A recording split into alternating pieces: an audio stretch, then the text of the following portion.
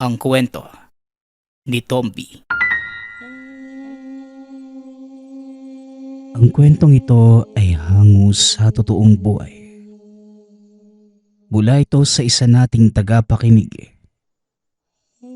Karanasan ito ni Pedro. Walang eksaktong taon. Probinsya ng Siquijor. Nang mga panahong ito, 25 taong gulang pa lamang si Pedro. Kakapasok pa lamang bilang sundalo. Bata pa lang, pinapangarap na nito ang propesyon dahil na din sa ama na dating kasapi ng mga rebelde. Ngunit bigla na lang itong nawala. Hindi na muling bumalik. Ipinangako ng binatang siya mismo ang tutugis sa ama pagdating ng araw. Nang mga oras na ito, umuugong ang tenga ni Pedro dahil sa lakas ng pagsabog. Hindi rin ito maigalaw ang katawan. Nalamog ito nang tumama sa puno ang likod. Nanlalabo man ang paningin. Pinilit ng binatang tumayo, ngunit ayaw makisama ng mga paa. Nakita ni Pedro ang ilang kalalakihan na may dalang itak. Nilalapitan ng mga ito ang mga kasamahan. Sinisiguradong walang mabubuhay. Napapikit na lamang ang binata. Tinanggap na ang kapalaran. Mukhang di ko na yata matutupad yung pangako ko sa iyo, Taya. Hanggang dito na lang siguro ako. Wika ng binata sa isipan. Nararamdaman nito ang yapak na mga paa ng kalaban. Idinilat ni Pedro ang mga mata. At mga magsasalita pa nang bigla itong tutukan ng itak sa leeg ng isa sa mga kalalakihan. Huwag kang gagalaw. Makakasama sa iyo ang pagkilos. Mga kasama, nandito na ang hinahanap natin. Pero mukhang matindi ang pinsala sa katawan nito. Pinagtulungang buhati ng mga kalalakihan si Pedro. Nawalan ito ng malay.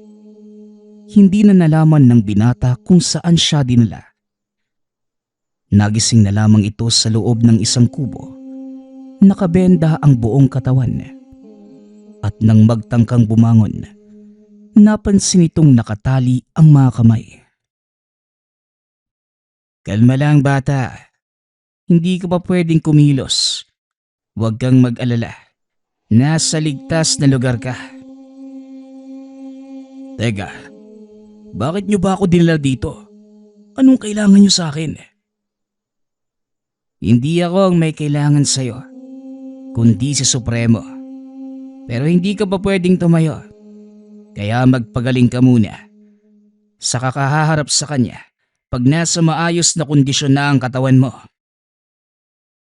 Nasaan ba ako? Hindi ko pwedeng sabihin. Sa ngayon, mapanatag ka na walang mangyayaring masama sa'yo at hindi kami kalaban. Hindi kalaban? Mga rebelde kayo ah.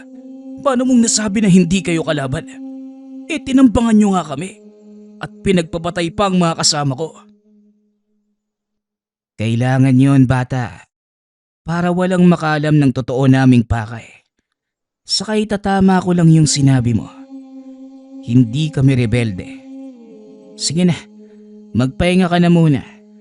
Maya-maya darating na ang pagkain. Kumain ka at magpalakas dahil kakailanganin mo yon. Matapos ito, lumabas ng silid ang binata. Muli namang nahiga si Pedro.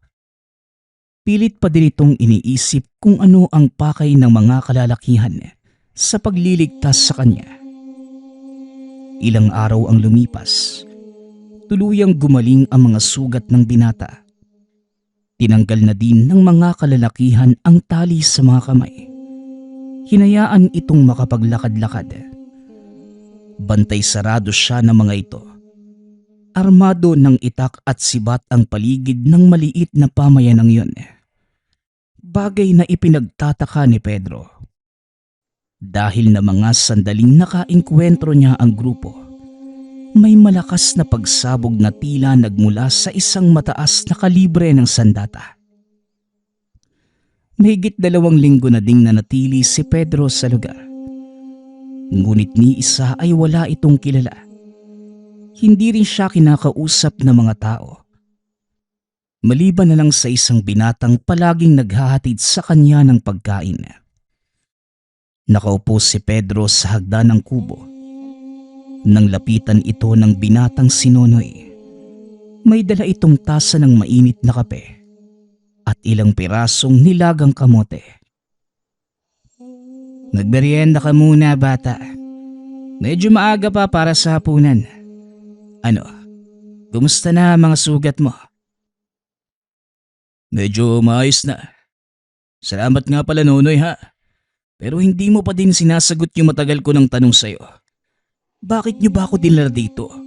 At sinong nag-utos?" "Pasensya na, Pedro. Pero hindi ko talaga pwedeng sabihin yung dahilan eh. Kabilin-bilinan ng pinuno namin na antayin siya mismo ang magsabi nito sa'yo."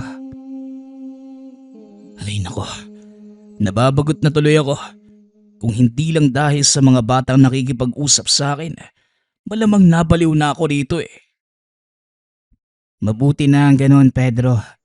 Kesa malason palalo ang isipan mo sa mga maling nadidinig mo sa lipunan. O sige na, mauna na muna ako dahil may lakad kami na mga kasama ko. Magagabi na. Saan naman kayo pupunta?" "Hindi ko rin pwedeng sabihin. Sige na, aalis na ako." Teka, sandali lang. Pwede ba akong sumama?" "Sa ngayon hindi pa, pero antayin mong makausap ka ni Supremo dahil siguradong nananawa ka na ng ikot sa kagubatan eh." Matapos ang pag-uusap na yon, nagbadali nang umalis si Nonoy. Tinawag na ito ng mga kasamahan.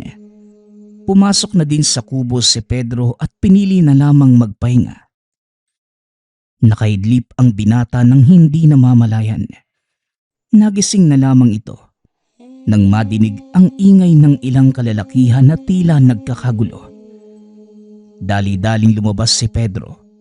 Nakitang pinagtutulungang buhatin ng mga taga-nayon ang ilang katawan ng mga kasama ni Nonoy. Nanlaki ang mga mata ng binata nang makita nitong sugatan si Nonoy habang pinapasan ang isa pang kasamang naputulan ng paa. "Nonoy, anong nangyari sa kanya? Bakit kayo sugatan?" "Walang ya. Tinambangan kami ng grupo ng taong labas. Habang nagpapatrolya, ilan na sa amin ang nalagas. Makakatulong ako. Kahit papaano, marunong akong gumamot ng mga sugat." Tapos ng kursong medisina ang binata. Ngunit hindi ito nagpatuloy sa pagdodoktor. Pinili nito na maging sundalo upang hanapin ang nawawalang ama. "Kakailanganin ko ang lahat ng tulong na makukuha ko ngayon. Wala kami mga doktor. Lahat ng nalalaman namin, paunang lunas lang, Pedro. Kaya gawin mo ang nararapat." "O sige, dalhin niyo sila sa mga bahay pagamutan. Maghanda kayo ng mainit na tubig, malinis na tela, at mga kasangkapan sa pagtatahi ng sugat." Dali-daling kumilos si Nonoy. Pagkabalik nito, dala na ang hinihinging gamit ni Pedro. Hindi naman na nag-atubiling magsimula ang binata. Habang nanggagamot, pinagmamasdan lamang ito ni Nonoy. "Alam mo, hindi nga nalalayo ang ugali mo kay Supremo." "May sinasabi ka ba, Nonoy?" Wala naman. Sige na, ituloy mo lang ang ginagawa mo, Pedro. Pasensya ka na sa abala ha." "Walang anuman. Patapos na ako. Isang tao na lang ang kailangan kong gamutin. Kaya mahiga ka na nang matapos na ako." Nahiga si Nonoy. Nilinis ni Pedro ang sugat nito. Namangha si Nonoy sa talento ni Pedro. Hindi niya akalaing ganong kahusay sa larangan ng medisina ang binata. Teka, saan mo naman natutunan ang lahat ng to? Hindi biro ang ganitong kaalaman, Pedro ah. Sabihin na lang natin na nakikinig ako sa guru ko nung nag-aaral pa ako. Mas sikreto ka din pala. Hindi naman. Lahat ng inilapat kong kaalaman, batay sa pagsasanay na pinagdaanan ko noon. Ang pangkat ko, binubuo ng hindi pangkaraniwang mga sundalo. May abogado, doktor, arkitekto, guro, mga propesyon na kung tutuusin, taliwas sa larangang pinasok namin. Pero heto kami, itinataya ang buhay para sa bayan. Bakit mo nga pala naisipang magsundalo kung hindi mo mamasamayin ang tanong ko? Bahagyang natigilan si Pedro. Personal ang dahilan nito kung bakit pumasok bilang sundalo. Sensitibo ang dahilan ko, Nonoy. Dahil sa isang taong minsan kong tiningala. Isang marangal na sundalo, pero tinalikuran ng paglilingkod sa bayan para maging rebelde. Ganun ba? Nakakalungkot naman. Kaano-ano mo ba yung taong ito? At ganun na lang yung pagnanais mong mahanap siya. Umabot ka ba talaga sa puntong iniwanan mo ang pangarap mo para lang sa kanya? Ngumiti si Pedro, sabay iling. Ayos ka din no? Tinatanong mo ko ng mga bagay na tungkol sa akin, pero hindi mo nga masagot yung mga tanong ko. Pasensya na, napag-utusan lang ako. Salamat nga pala sa pagtulong mo sa amin ha. Matanong ko lang, bakit mo naman yung ginawa? Ang alin ba? Yung tulungan kayo? Di ba nga sabi ko, isa akong doktor, wala pa nga lang lisensya. Kahit na, binihag ka namin at napatay ang mga kasamahan mo. Walang pinipiling tao ang propesyon, kaya kalaban o kakampi, basta nangangailangan ng tulong, tutulungan ko. Hangal ka nga kagaya ni Supremo. Biglang natigilan ang binata na mapagtantong nadulas na naman ito. Magsabi ka nga sa akin ng totoo, Nonoy. Sino ba tong Supremong kaninong mo pa binabanggit? Saka bakit mo siya inihahambing sa akin? Nako, naloko na. Ay nako, bukas malalaman mo. Darating ang pangkat. Mula sa kabilang himpilan, makikilala mo na ang taong tinutukoy ko. Talaga bang di mo pwedeng sabihin sa akin kung sino yung taong yun? Pasensya na ha. Hindi talaga pwede, Pedro eh. Baala ka na nga. Sige na, magpahinga ka na. Nang mabilis maghilom yung mga sugat mo. Napatango lamang si Nonoy. Matapos lumabas na si Pedro sa kubo. Habang naglalakad, pabalik sa tinutuluyan, sinalubong ang binata ng ilang kalalakihang natulungan. Nagpasalamat ang mga ito. Nag-abot ng mga basket ng prutas at kung anong makakain. Napangiti si Pedro. Nagpasalamat sa mga tao. Nang umalis na ang mga ito, nagpatuloy na si Pedro sa pagpasok ng kubo. Ngunit naantala ito muli nang tawagin siya ng isang matandang babae. Sandali lang, iho. May gusto sana akong ibigay sa iyo bilang pasasalamat sa pagliligtas sa buhay ng aking anak. Wika ng matanda. Inilahad ang kamay. Ipinakita ang kwintas na gawa sa itim na tali. Naku nanay, di na po kailangan. Ginawa ko lang po ang dapat. Sigurado kung sino man po yung anak ninyo. Kung ako po yung nasa kalagayan niya, yun din po ang gagawin niya. Kakaiba ang pinakita mong kabaitan, iho, at katapangan. Nasa lugar ka ng mga taong itinuturing niyong kalaban, ngunit nagawa mo pa ding tumulong. Kay nararapat lang na ipagkaloob ko sa iyo ang kwintas na ito. Hinawakan naman ni Pedro ang kamay na matanda at sinabing, ang pagtulong manang, walang pinipiling pagkakataon, walang hinihintay na kondisyon. Kinikilalang kaibigan, kaaway o kapatid, sa oras na may nangangailangan at alam kong may kakayanan akong tumulong, tutulong po ko. Teka, sino po bang anak ninyo? Si Nonoy. Pero wag mo nang sabihin na nag-usap tayo, ha? At binigay ko sa'yo yung kwintas na ito. Sige na, iho. Alam kong pagod ka na. Magpahinga ka na din. Sa muli, maraming salamat, ha? Matapos makipag-usap, tumuloy na ang matanda.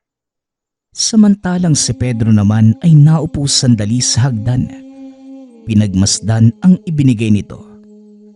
Nakasandal ang binata. Habang nakatitig sa kalangitan, pinagmamasdan ng mga bituin. Sumagi sa isipan ng binata ang mga namatay na kasamahan. Pasensya na kayo mga bok. Wala akong nagawa. Hindi ko na kayo natulungan. Napaiyak na lamang ang binata. Hindi lang basta kasama sa trabaho ang mga ito. Sa loob ng ilang taon ng binata sa serbisyo, namuo ang matatag na samahan ng magkakapatid. Hindi na namalaya ng binatang nakaidlip na pala. Habang naglalakbay ang diwa, nagising na lamang ito kinabukasan nang madinig ang boses ng mga taong nagsisigawan. Pagdilat ng mga mata, nakita niya ang pangkat na mga kalalakihang sakay ng kabayo. Papasok ang mga ito sa nayon. Nakatakip ang mga muka. Kaya lumapit ang binata para makilala ang mga dumating. Mabuti naman at nagising ka na. Nandito na sila Supremo. Mas makakabuti kung doon ka na lang mag-aantay sa kubo mo. Kusa naman siyang pupunta doon eh. Wika ni Nonoy. Ngunit tumanggi si Pedro. Hindi na, Nonoy. Mas mabuting salubungin ko siya. Nang sa gayon, maipakita ko ang respeto sa kanya. Kung sa bagay. O sige, ikaw ang bahala. Sandali lang at tutulungan ko silang ibaba ang mga dala. Nakitulong din si Pedro. Nadiskarga ang mga dalang probisyon mula sa kabilang kampo. Habang nagtatrabaho, napansin ni Nonoy ang suot na kwintas ng binata.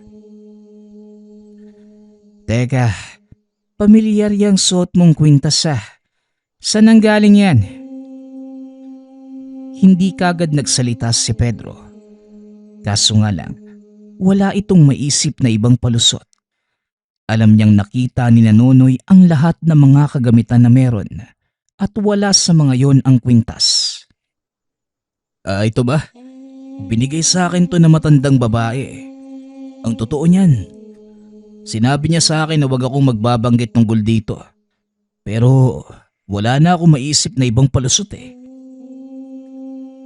Teka, sinong matandang babae? Wala namang ibang nakakatanda dito sa lugar, kundi ang nanay ko. Pero matagal na siyang patay. Natigilan si Pedro ng ilang segundo. Teka, maaari mo bang ilarawan sa akin ang nanay mo? Matandang babae na may mga tattoo sa braso. Mahaba ang puro puti niyang buhok at may nakasabit na malong sa katawan. Yan ang karaniwan niyang kasuotan sa tuwing lalabas ng bahay. Bakit mo naman naitanong? Hindi makapagsalita si Pedro na mga sandaling yun. Dahil tugma sa paglalarawan ni Nonoy ang babaeng nagbigay sa kanya ng kwintas. Nakipag-usap ako sa patay at tumanggap ng regalo mula sa isang multo.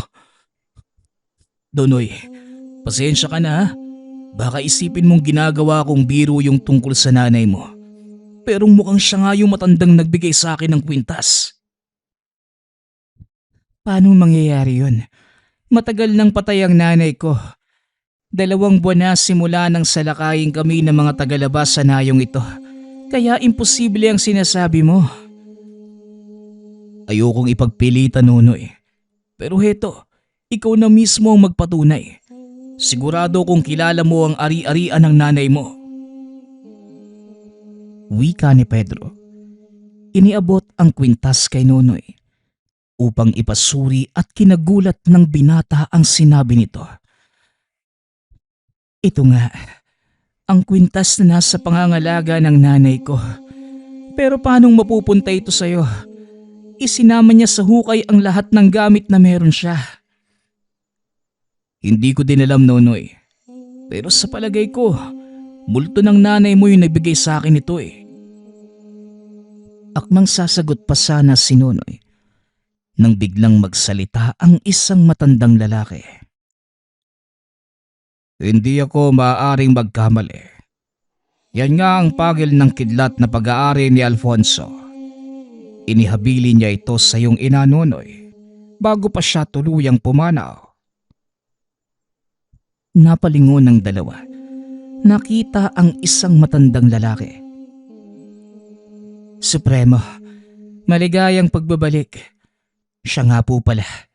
Siya ang binatang pinapahanap niyo sa amin. Tinitigan na matandang nagngangalang Prudencio si Pedro na nooy nakikipagtitigan din sa kanya. Nakuha mo ang katapangan ng iyong ama. Pero sasabihin ko sa iyo, hindi ito ang lugar para gamitin yan, bata. Ako si Prudencio, ang pinuno ng kilusang ito. Isang bagay lang hong gusto kong malaman mula sa iyo. Bakit niyo pinatay ang mga kasamahan ko? At bakit niyo ako binihag? Mga kasamahan, pasensya ka na. Pero mukhang hindi na ipaliwanag sa iyo ni Nonoy ang lahat. Ipinag-utos ko sa kanya na huwag sabihin ang mga detalye na naging operasyon para hindi ka malito. Ngayong nandito na si Supremo, sa palagay ko, dapat mo nang malaman ang katotohanan. Halika, sumunod ka sa amin sa loob. Naglakad papasok ng gubat ang 2 binata, kasama si Mang Prudencio. Narating na mga ito ang isang maliit na kubo. Ang lugar na ito ang siyang pinagdadausan namin ng mga pagpupulong. Walang ibang nakakapasok dito dahil sa proteksyong nakabalot sa paligid. Maniwala ka man sa hindi, nakikita mo lang ang kubong ito dahil suot mo ang kwintas ni Alfonso. Mamaya ko na ipapaliwanag ang tungkol dyan. Mas mahalagang malaman mo ang dahilan kung bakit namin pinatay ang mga kasamahan mo. Pumasok sa kubo ang 3. Laking gulat ni Pedro nang makita ang isa sa mga kasamahan. Noel, mabuti naman at buhay ka pa. Pero nakakalungkot lang dahil wala na ang mga kasamahan natin. Hindi naman sila ang dapat nawala kundi ikaw. Nagulat si Pedro sa sinabi ng kasama. Teka Noel, huwag ka nga magbiro ng ganyan. Bilang team leader, marami ka nang nalalaman. Natatakot yung mga nasa taas na baka magsalita ka tungkol sa mga operasyon. Kaya nagpasya silang ipatumba ka na. Kaso naunahan kami ng mga rebelde. May mga tao sila sa loob at mukhang protektado ka nila. Normal lang na protektahan namin ang anak ni Mang Alfonso dahil malaki ang utang na loob ng samahan namin sa kanya. Kung hindi dahil sa taong yun, malamang matagal na kaming nawala ng pag-asa. Angkan nga kayo ng mga traidor sa bayan. Wag na wag mong tatawaging traidor ang tatay ko. Hindi mo alam ang totoong nangyari. Kaya wag mo siyang husgahan. Itinuring ko kayong kapatid at mga kaibigan. Pero hindi ko alam na kayo pala mismo ang papatay sa akin. Nakuha na din namin ang lahat ng impormasyon sa taong ito. Mas makabubuti na hindi na siya mabuhay. Sandali lang ho, Mang Prudencio. Pasensya na. Alam kong kayo ang pinuno ng grupong ito. Pero hihilingin ko sanang ibalato niyo sa akin ang taong yan. Kung hindi labag sa loob mo at sa tingin mo hindi ka uusigin ng iyong konsensya, sige, ikaw na ang tumapos sa taong ito. Hindi ho, Manong. Hindi ko siya papatayin. Gusto kong magpadala ng mensahe sa mga dati kong superior. Ibig mong sabihin ito, tatalikuran mo din ang gobyernong pinaglilingkuran mo, kagaya ng ginawa ni Alfonso. Alam kong may dahilan si tatay kung bakit siya sumanib sa mga rebelde. At siguro ito na yon. Kaya Noel, ikaw ang magsisilbing ehemplo sa mga taong nagtraidor sa tatay ko. Matapos matuklasan ang lahat, biglang nagbago ang pananaw ni Pedro sa pamahalaan. Noon pa man, may suspetsa na ang binatang may maling nangyayari sa pamunuan ng militar. Isa ito sa mga dahilan kung bakit siya sumali sa institusyon. Mabuti naman at hindi ko na kailangang imulat ang isip mo sa mga nangyayari. Mukhang tadhana na ang nagdala sa iyo sa lugar na ito. Maligayang pagdating sa samahang binuo ng iyong ama. Wika ni Nonoy. Sabay abot ng kamay. Maraming salamat. Pero paano niyo nalaman yung plano ng mga kasama ko? May mga tauhan tayo sa loob at sila ang nagtimbre ng plano laban sa iyo. Alam mo ba ang totoong dahilan kung bakit balak kanilang patayin? Nasabi niyo na po, hindi ba? Marami akong nalalaman tungkol sa mga patagong operasyon ng mga militar. Mga patayang hindi nila itinatala na ibinibintang sa mga rebelde. Bahagi lang yan ng totoong dahilan, iho. Hawak ng iyong ama ang isang makapangyarihang kasulatan. Ito ay naglalaman ng makapangyarihang orasyon na pantawag ng kidlat at kayang lumika ng malaking bagyo na maaaring sumira sa sanlibutan. Natakot ang militar na gamitin ito ng iyong ama laban sa kanila. Nanlaki ang mga mata ni Pedro nang madinig ang mga sinabi ng Supremo. Orasyon? Nang dahil lang doon, pinatay nila si tatay? Hindi papatay ang iyong ama. Kasalukuyan siyang nagtatago. Maging kami, hindi namin alam kung nasan siya. Nagkakausap lamang kami kung kailan niya nanaisin. Buhay pa si Alfonso, iho. Pineke niya ang kamatayan para magawa ang misyong nakaatang sa kanya. Ang kwintaso na ito, anong kinalaman nito kay tatay? Ang batong nasa kwintas na yan, pangil ng kidlat. Yan ang nagsisilbing susi para mapagana ang orasyon. Kidlat? Talaga bang gising na ako? O nasa mundo pa din ng mga panaginip? Hindi ko kasi mapaniwalaan yung mga sinasabi niyo eh. Paanong mangyayari yun? Wala ngang kaalam-alam si tatay tungkol sa mga sinasabi niyo. Oo, tama ka. Wala ngang alam ang tatay mo pagdating sa lihim na karunungan. Ngunit nang ihabilin sa kanya ang kasulatan, dito nagbago ang buhay ng iyong ama. Tinutukan niya ang pag-aaral ng mga orasyon hanggang sa makabisado niya ito at nagawang gamitin. Ang totoo niyan, si Nonoy ang nag-iisang estudyante ng iyong ama. Gayunpaman, malaking katanungan pa din para sa akin ang kung paanong napunta sa iyo ang pangil ng kidlat na yan. Sa pagkakaalam ko, dinala ito ni nanay sa hukay. Hindi ko din alam, Nonoy. Siguro sa paglaon, mahanap din natin ang mga sagot sa tanong na yan.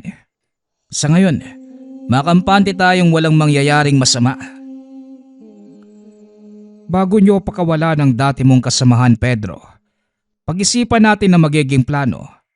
Dahil hindi lang ikaw at si Nonoy ang maaaring puntiryahe ng mga kalaban, kundi ang buong nayon.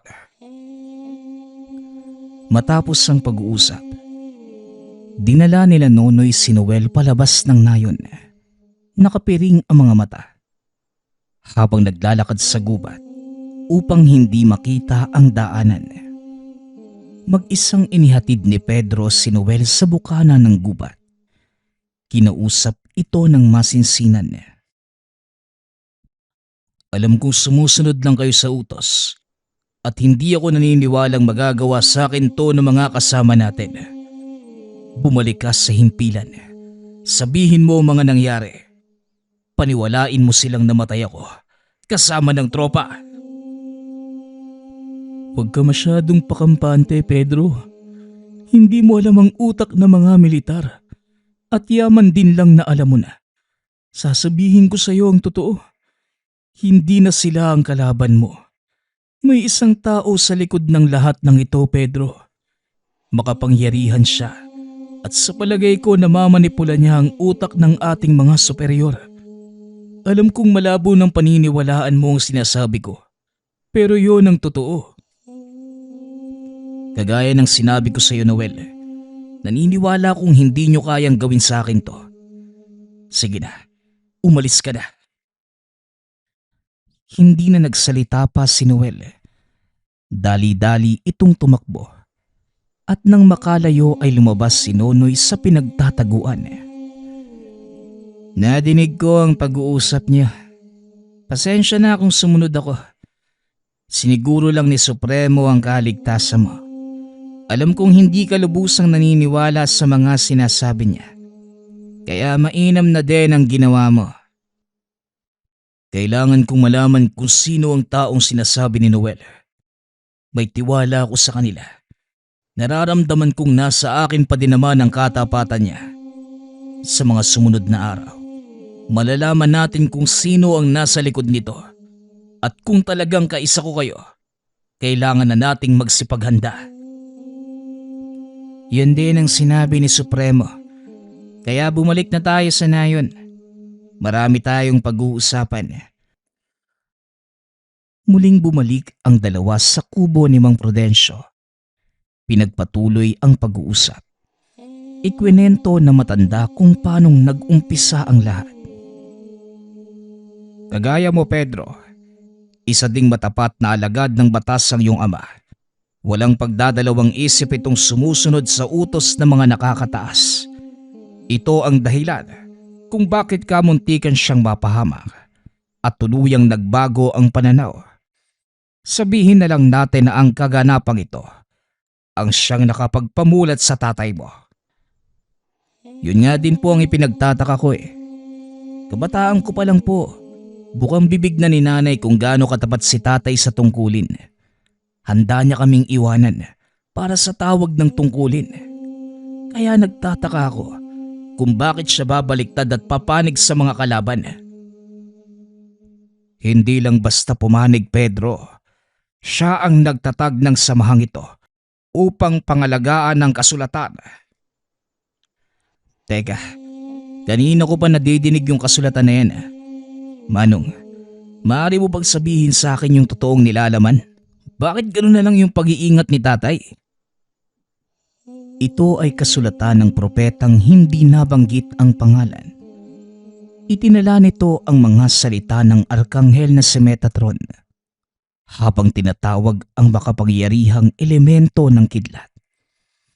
5 pahinang naglalaman ng 5 makapangyarihang salita. Nandito rin ang susi para mapagana ang orasyon niya.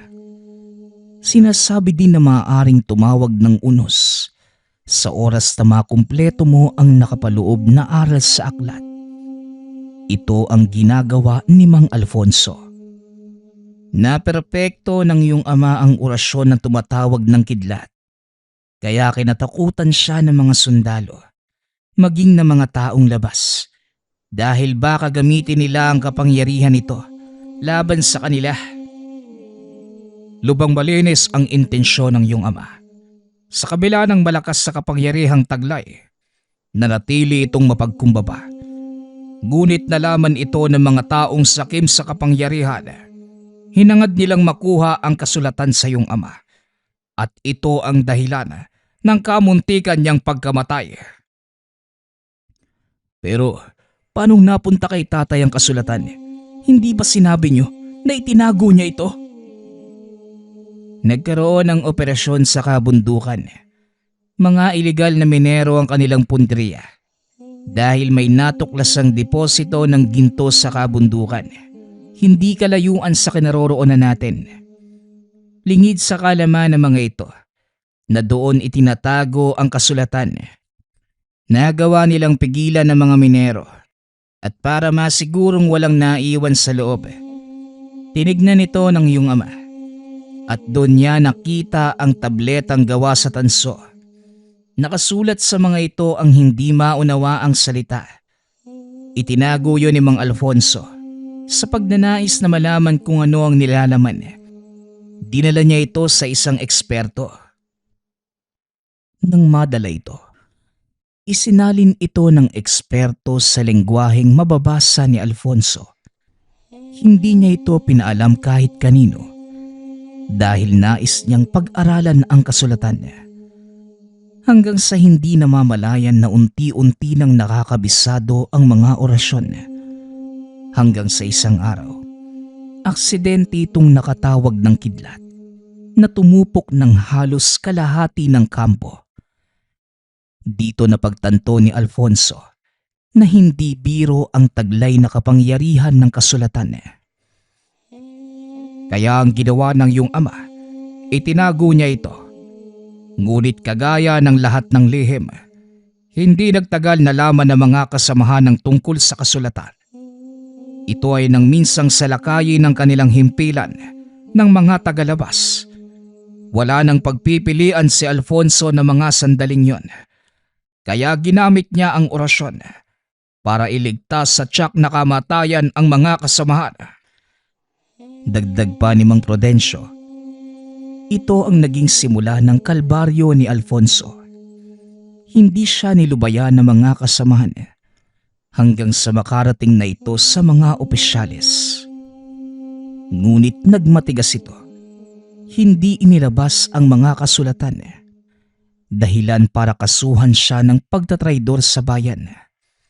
Tumakas si Alfonso upang pangalagaan ang sarili at ang mga kasulatan. Dito sila nagkakilala ni Mang Prudencio. Bata pa ako nang makilala ko si Supremo Alfonso. Iniligtas niya kami ng aking inang babaylan mula sa mga tagalabas. Malaki ang utang na loob ng mga katribo ko sa kanya.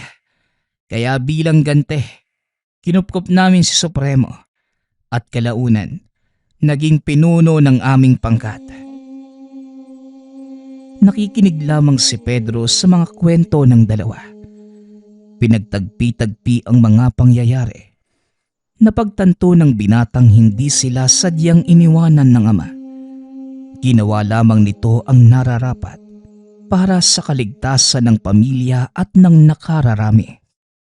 Kung makapangyarihan ang kasulatan na hawak ni tatay, bakit kailangan niya magtago? Hindi ba kaya naman niyang protektahan ang sarili niya laban sa mga taong gustong kumuha ng kasulatan sa kanya? Tumayo si Mang Prudencio. Kumuha ng isang bote ng lambanog at baso. Inilapag ito sa lamesa. Tinagayan si Pedro. Matapos ay tinuloy ang kwento. Tama ang sinabi mo. Kaya ng tatay mo na protektahan ang sarili. Ngunit ang kapangyarihang taglay ng mga kasulatan, elemento ng kidlat, maaari niyang tawagin ng mga ito, pero hindi niya kontrolado kung saan maaaring patamain. Kaya mas pinili niyang lumayo kesa marami ang madamay kung sakaling gagamitin niya ito. Hindi po ba? Sinabi niyo sa akin na naging mag-aral ni Tatay si Nonoy. Kung ganun, may natutunan ka din mula sa kanya. Tumpak, naaalala mo ba ang malakas na pagsabog bago ka namin natagpuan? Oo, nagtataka nga ako Nilibot ko yung buong nayon niyo, pero wala akong nakitang anumang bomba o armas na maaaring magdulot ng ganong kalakas na pagsabog. Yon ang kapangyarihang taglay ng kasulatan na siyang ikinakatakot ng iyong ama na mapunta sa maling kamay. Gayon, malinaw na sa iyo ang lahat. Ano ang pasya mo, Pedro? Di na ako maaaring bumalik sa pagiging sundalo dahil sa mga oras na ito.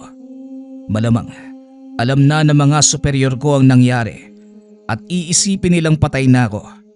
Mas makakabuting manatili na muna ako dito at hanapin si tatay para mas malinawan ako at matulungan ko siya sa kanyang adikain. Kung yan ang iyong pasya, hindi ako tututol. Sa kabila ng lahat, tatay mo pa din ang dahilan kung bakit nabuo ang nayong ito. Sige na, malalim na ang gabi. Alam kong pagod na tayong lahat, kaya magpahinga na kayo. Matapos ang pag-uusap, iniwan nila Nonoy at Pedro si Mang Prudencio. Lingid sa kalaman ng dalawang binata, naroon lamang din sa lugar si Mang Alfonso. Matagal na panahong hindi ko nakita si Pedro. Tignan mo siya ngayon, Prudencio. Matipuno, kagaya ng kanyang ama. Kahit kailan talaga, basta-basta ka na lamang sumusulpot. Paano kung bumalik yung dalawang yon? Anong gagawin ko, Aber? Kumalma ka, kaibigan. Hindi na babalik ang mga yon. Pero salamat sa pagpapaliwanag ng lahat. Alam kong malinaw na kay Pedro ang dahilan kung bakit kinakailangan ko silang iwanan ng kanyang ina. Hindi mahirap paintindihin ang anak mo, Alfonso. Pero ang ikinakatakot ko lang, baka maisipan niyang sumugod sa kampo ng mga militar. Masyadong mapanganib. Hindi malayong mangyari ang sinasabi mo, kaibigan. Pero kilala ko ang batang yan. Alam kong hindi siya gagawa ng anumang hakbang na maaari niyang ikapahamak. Sana nga, tama ka. Pero bakit ka nandito? Hindi ba delikado na maglalabas para sa'yo? Gusto ko lang masiguradong nasa maayos na kalagayan si Pedro. At pwede mo bang ipaabot sa kanya ang papel na ito? Ano naman ang laman nito? Kapirasong orasyon mula sa kasulatan. Susi para mapagana niya ang proteksyong taglay ng suot niyang pangil ng kidlat. Makakarating. Ikaw, anong balak mo? Magtatago ka na lang ba habang buhay? Hindi, kaibigan. Nag-aantay lamang din ako ng tamang pagkakataon. Sa oras na malaman ko kung sino ang nasa likod ng lahat ng ito, saka lamang ako kikilos. Magsasalita pa sana si Mang Prudencio, ngunit biglang nawala si Mang Alfonso. Kinabukasan, maagang nagising ang matanda. Pinuntahan si Pedro na nooy nagsisibak ng kahoy sa harapan ng kubo. Magandang umaga, Pedro. Ipaubaya mo na yung gawain yan sa iba nating kasamahan. Halika, sumama ka sa akin. Tumayo ang binata. Sumunod sa matanda. Napadaan ang mga ito sa kubo ni Nonoy, na nooy papungas-pungas pang lumabas ng pinto. Magandang umaga, Supremo. Saan naman ang lakad natin? Kami lang ni Pedro ang aalis. Maiwan ka muna dito sa nayon, ha? May mahalagang bagay lang kaming kailangang asikasuhin. Maliwanag, Supremo. Nag-iingat ho kayo. Nagpatuloy ang dalawa sa paglalakad. Nagtaka si Pedro. dahil pumasok ang mga ito sa kagubatan kung saan naroon ang kubong pinagkulungan nila kay Noel. Anong ginagawa natin dito, Manong? Hindi ba dito nyo kinulong si Noel? Meron akong ipapakita sa iyo na hindi kailangang malaman ng karamihan. Eto, tanggapin mo at basahin ang nilalaman ng papel na yan. Iniabot na matanda ang kapirasong papel na binigay ni Mang Alfonso. Nagulat ang binata dahil kilala niya ang sulat kamay na yun. Teka Manong, sulat kamay ni tatay ito ah. Ano hong ibig sabihin na nakasulat dito? Yan ay mga orasyon upang mapagana mo ang proteksyong dala ng suot mong pangil ng kidlat. Kapirasong kaalaman mula sa iyong ama. Pagkaingatan mo ito, Pedro, dahil malaki ang maitutulong nito sa iyo. Pero kakibat ng malakas na kakayanang taglay ng pangil na yan ay ang malaking responsibilidad. Alam ko po, Manong, pero paano kung mapapagana ang dasal? Wala naman akong kaalam-alam sa mga ganitong bagay. Maging ang tatay mo walang alam sa kasulatan, pero nagawa niya itong gamitin. Patunayan mong anak ka nga ni Alfonso. Maiwan na muna kita rito. Huwag kang babalik ng nayon hanggat hindi mo natututunang pagganahin ang orasyong yan. Napakamot na lamang ng ulo ang binata. Wala itong kaalam-alam kung ano ang gagawin at saan magsisimula. Naupo si Pedro sa hagdan ng kubo. Pinag-aralang mabuti ang mga nakasulat sa papel. Hango ito sa salitang Latin, kaya medyo nahirapan ang binatang magbigkas. Ngunit kalaunan, nagawa niya itong basahin ng maayos. Maging ang pagkakasunod-sunod na mga salita, nagawa nitong isaayos. Hawak-hawak ni Pedro ang pangil ng kidlat at nang banggitin niya ng maayos ang mga salita, biglang kumislap ang kwintas. Nagulat ang binata at naihagis niya ito, dahilan para tumama sa bato at lumika ng malaking pagsabog. Anak ng tipaklong, anong nangyari? Bakit sumabog? Samantala, dinig sa nayon ang pagsabog kaya nataranta ang mga tao. Teka, saan ang galing ang pagsabog na yon, Supremo? Nasaan si Pedro? Huwag kang mag-alala, iho. Walang masamang nangyayari. At babaya lang, nandito na rin ang binatang yon. Ilang sandali pa, nakita ni Nonoy si Pedro na naglalakad papasok sa nayon. Punong-puno ng alikabok ang damit, na parang dinaanan ng bagyo ang buhok. Ano bang nangyari sa'yo? Bakit parang galing ka sa hukay? Mahabang kwento pero may maganda akong balita, Mang Prudencio. Kung ano man ang balitang yan, huwag mo nang sabihin. Alam ko na yan. Mabuti naman at handa ka na. Sumunod kayo ni Nonoy sa akin. Pumasok ang tatlo sa kubo ng matanda. Nakita ni Pedro na seryoso ang mukha nito. Maya-maya, lumitaw mula sa sulok ang isang lalaking nakatalukbong. Sino ang taong yan, Supremo? Siya ang tao natin na nasa kampo ng mga militar. Kinumpirma niya kung sino ang may pakana ng lahat at ang naghahangad na makuha ang kasulatan mula sa iyong ama, Pedro. Di na ako magpapakilala. Pasensya na.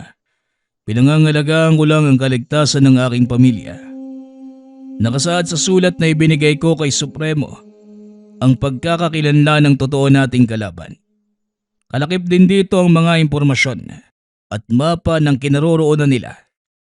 Positibong naroon ang taong yan, kaya kumilos na kayo hanggat maaga pa. Maaaring lumipat sila ng lokasyon, kaya hanggat maaga, kumilos na tayo. Tama ang sinabi mo, Nonoy. Pedro, handa ka na bang sagupain ang totoo mong kalaban? Hindi ako sigurado pero nandito na tayo. Mabuti kung ganon. Ipunin ko ang mga kasama natin at magpaplano ng pagsalakay sa lalong madaling panahon. Kailangan ng wakasan ang kaguluhang ito. Masyado ng maraming nadadabay. Pag-uusap ng tatlo. Matapos ibigay ang impormasyon, mabilis na umalis ang lalaki. Hindi na nagtanong pa si Pedro.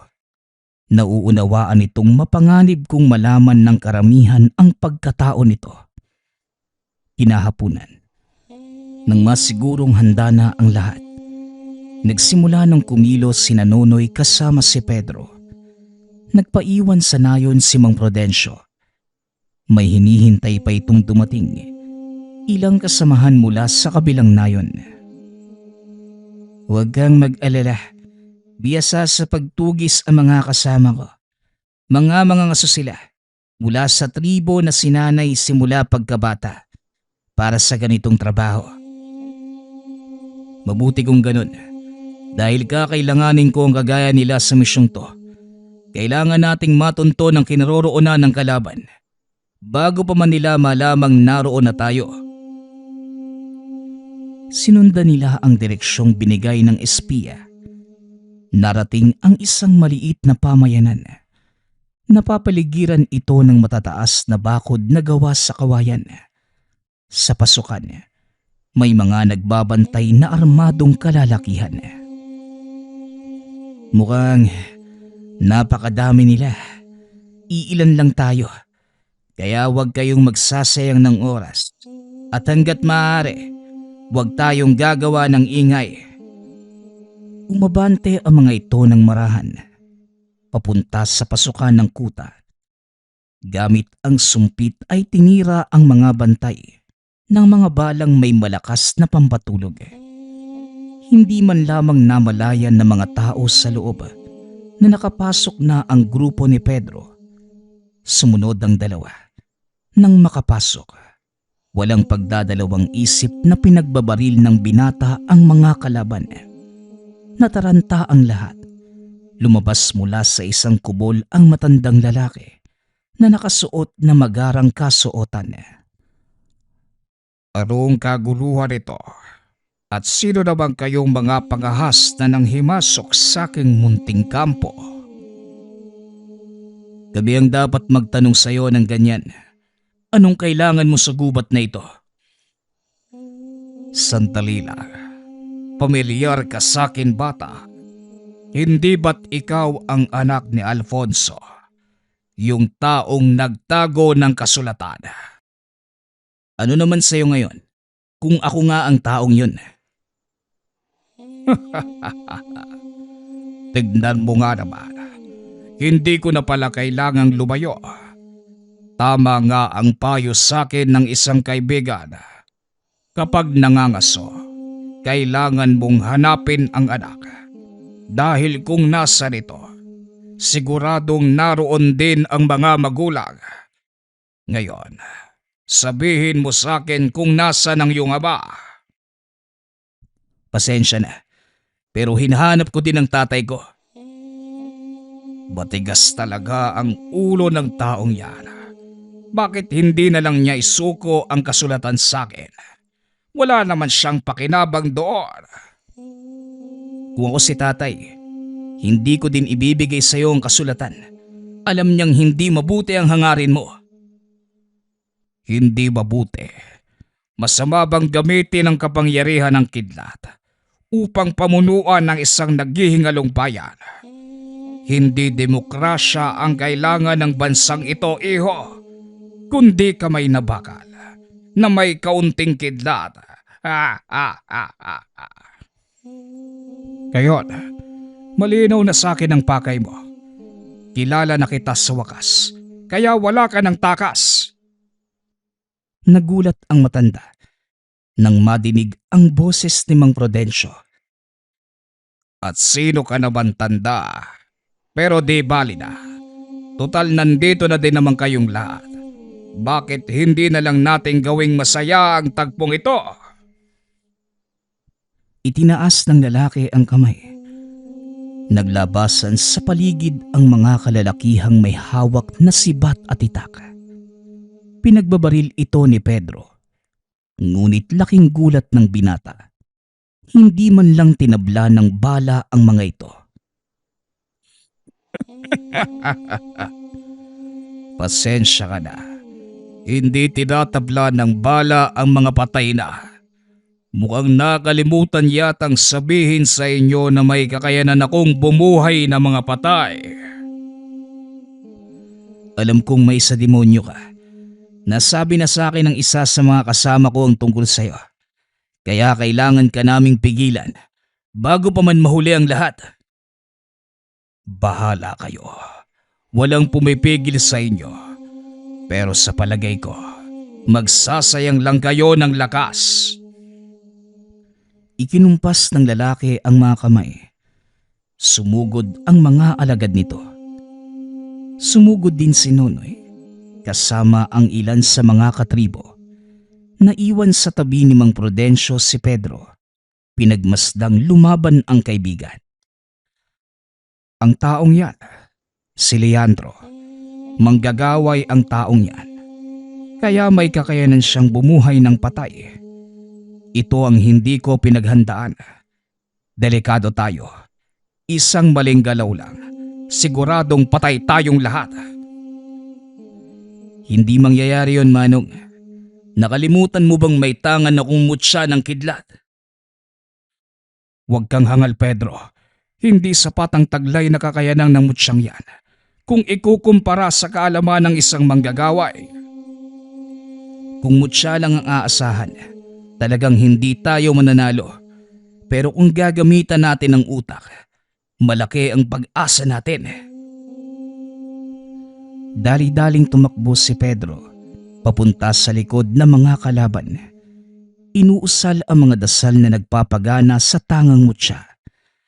Matapos ibinato ito paitaas, nagtago sa nakatumbang puno. Sinagawan din ito si Mang Prudencio at Nonoy na magsipagtabi. Saktong nakatalon palayo sa lugar si Nonoy nang biglang tamaan ng kidlat ang inihagis ni Pedro. Bumulusok ito papunta kay Leandro na naging dahilan ng agaran nitong pagkatusta. Ngunit hindi pa doon nagtatapos ang labanan. Mula sa mga abo, muling sumibol ang matanda. Wala din bang nakapagsabi sa iyo na hindi ako mapapatay ng pangkaraniwang kidlat? Naloko na. Anong gagawin natin ngayon? Magsasalita pa lamang sana si Mang Prudencio nang biglang bubulusok ang malakas na kidlat mula sa kalangitan. Paulit-ulit itong tumama sa kinatatayuan ni Leandro, ngunit muli lamang itong nabubuhay. Mukhang nagsasayang lang tayo ng oras. Hindi mamamatay ang taong yan. Tama ka, Nonoy. Tumakas na tayo. Kailanman, walang nakakapatay sa anino. Hanapin niyo ang totoo niyang katawan. Sa ganoong paraan, matatalo niyo ang isang manggagaway. Nagulat si Pedro nang madinig ang pamilyar na boses.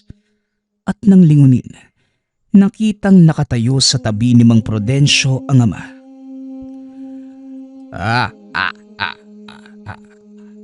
Sa wakas, nagpakita ka na din. Ano?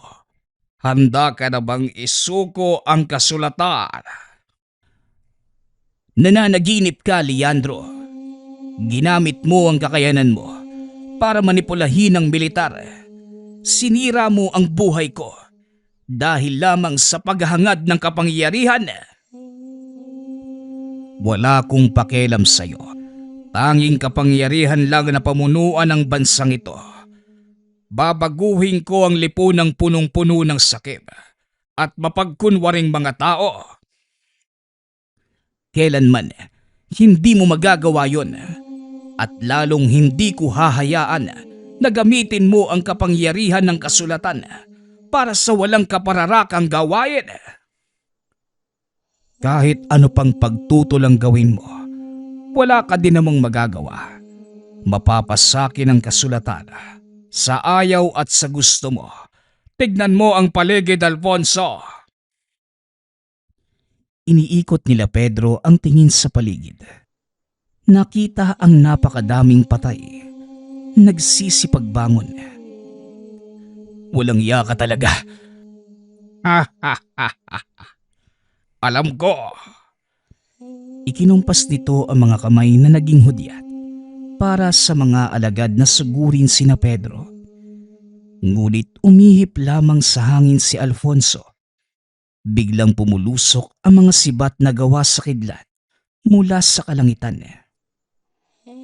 Hanapin niyo ang totoong katawan ni Leandro. Nang sa ganun, magawa niyo siyang patayin. Ako nang bahala sa mga alagad niya. Naghiwa-hiwalay sina Nonoy. Sinuyod ang buong paligid. Hanggang sa matagpuan ang kinaroroonan ng totoong katawan ng manggagaway. Huli ka! Binunot ng binata ang baril sa tagiliran. Pinaulanan ito ng sunod-sunod na putok. Biglang nagsipagsigawan ang mga patay na bumangon. Muling nagkandalusaw ang katawan. Walang hiya ka. Paano mo ko natuntod? Simple lang. Walang ibang punong nakapaligid sa lugar na ito, kundi mga sibukaw. Nakita ko nag-iisang puno ng balete at alam kong hindi yon pangkaraniwan.